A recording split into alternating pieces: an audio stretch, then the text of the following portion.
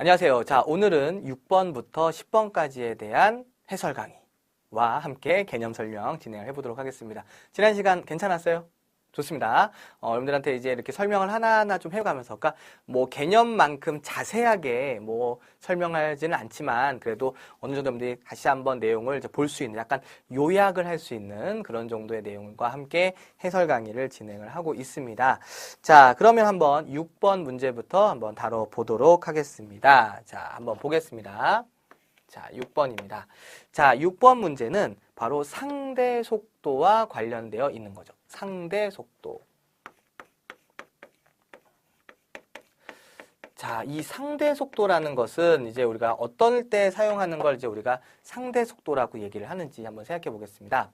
이 상대 속도는요, 관측자가 정지를 하고 있으면 상대방의 모습을 정확하게 관측을 할 수가 있어요. 그러니까 만약에 내가 딱 가만히 있는데 어떤 자동차가 이렇게 슝 하고 지나갔으면 뭐 속력이 얼마다 이렇게 얘기할 수가 있습니다. 그런데 만약에 관측자가 운동을 하고 있다면, 관측자가 움직이고 있다면 실제와는 다르게 보입니다. 이게 무슨 말이냐면요, 만약에 내가 버스를 타고 막 가고 있었어요. 버스를 타고 막 가고 있다가 창밖을 내다본 거예요. 그런데 사실은 내가 가고 있는 거잖아요. 내가 버스를 타고 가고 있지만 밖에 있는 건물이나 나무가 움직이는 것처럼 보이잖아요. 그렇죠? 그 다음, 사실 태양이 뜨고 지는 게 아니라면서요. 태양이 뜨고 지는 게 아니라 지구가, 그렇죠, 돌고 있기 때문에 그렇게 보인다면서요. 바로 지구가 운동을 하고 있기 때문에, 관측자인 우리가 있는 바로 이 지구가 운동을 하고 있기 때문에 태양이 뜨고 지는 것처럼 실제와는 다르게 보인다는 겁니다.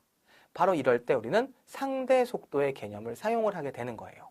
그래서 이 문제를 보시면 자동차가 달리고 있고 자동차 B도 운동을 하고 있어요.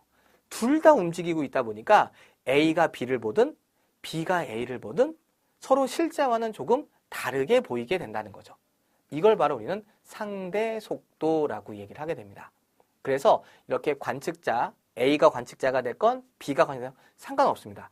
누가 관측자가 되든지 간에 이렇게 관측자가 운동을 하면서 누군가를 바라볼 때 실제와는 다르게 보이는 것, 우리가 상대 속도라고 하게 되고요. 바로 이 상대 속도를 구하는 관계식을 여러분들이 기억해 주고 계셔야 됩니다.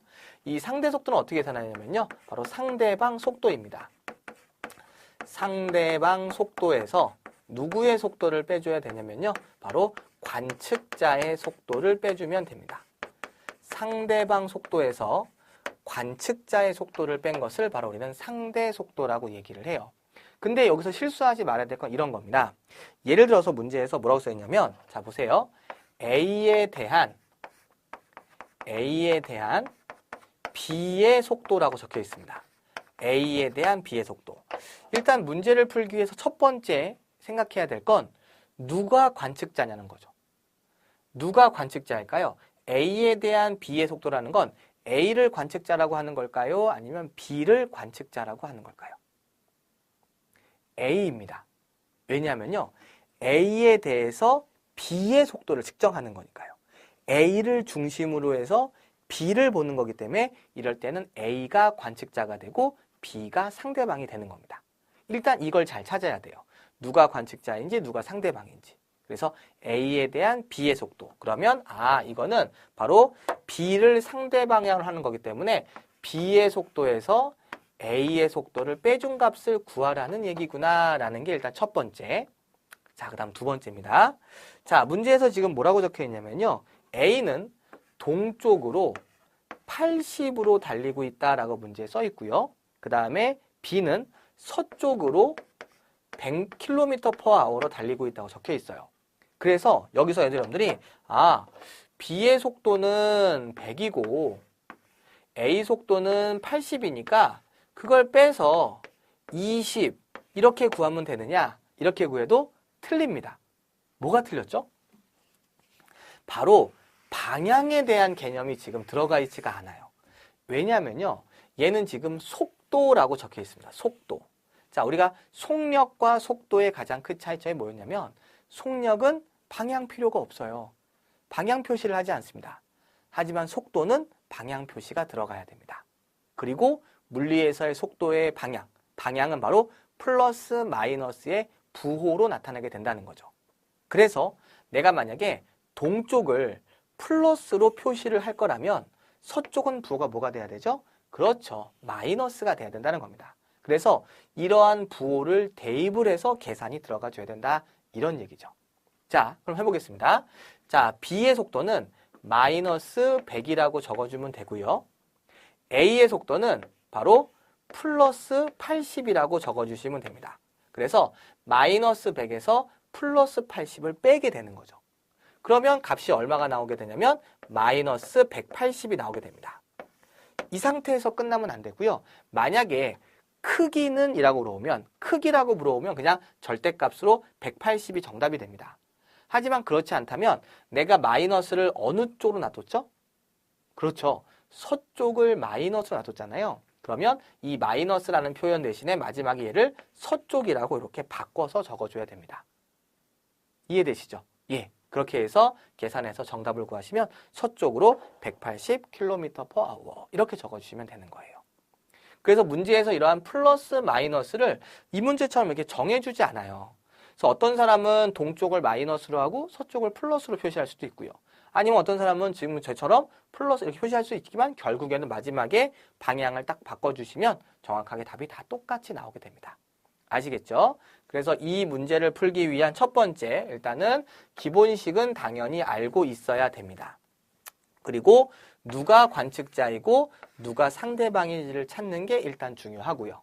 그리고 마지막으로 대입을 할 때는 방향까지 표시를 해가지고 계산을 해야 된다. 요것만 지켜주시면 상대 속도에 대한 문제 어렵지 않게 푸실 수 있습니다. 되셨어요? 좋습니다. 자, 이렇게 해서 6번 문제를 한번 풀어보았습니다. 자, 다음으로는 7번 문제 한번 넘어가 보도록 하죠. 자, 7번 문제입니다. 자, 7번 문제는 바로 이제 전기장에 대한 내용인데, 많은 사람들이 좀 많이 어려워하는 그런 부분이기도 합니다. 자, 일단은 먼저 기본적인 어떤 내용이 필요한지를 한번 설명해 들어가 보도록 하죠. 자, 먼저 여러분들이 이 전기장이라는 말과 전기력이라는 말을 좀 구분을 해 주셔야 돼요. 전기장과 전기력. 자, 전기력부터 설명하겠습니다. 이 전기력은 말 그대로 뒤에 력이라고 붙어 있기 때문에 힘을 말하는 거예요. 힘. 몇 뉴턴, 1뉴턴, 2뉴턴, 3뉴턴 이런 것처럼 힘을 말합니다. 그래서 단위도 뉴턴으로 표시를 해요. 이런 식으로. 그래서 예를 들어서 여기에 플러스라는 물체가 있고 마이너스라는 물체가 있으면 플러스가 마이너스를 잡아당기면 마이너스도 플러스를 이렇게 잡아당기게 됩니다. 누가 크게 잡아당기냐면요. 항상 같은 크기로 잡아당겨요. 왜냐하면 작용반작용에 의해서 얘가 얘를 잡아당기면 얘도 얘를 같은 크기로 잡아당기고 있기 때문이죠. 됐나요? 만약에 한 놈은 마이너스고 또 한 놈도 마이너스라고 해봅시다. 그랬을 때도 얘가 얘를 밀어내면 얘도 얘를 밀어내게 됩니다. 역시 같은 크기로 작용반작용에 의해서. 이러한 힘을 우리는 전기력이라고 얘기를 해줘요.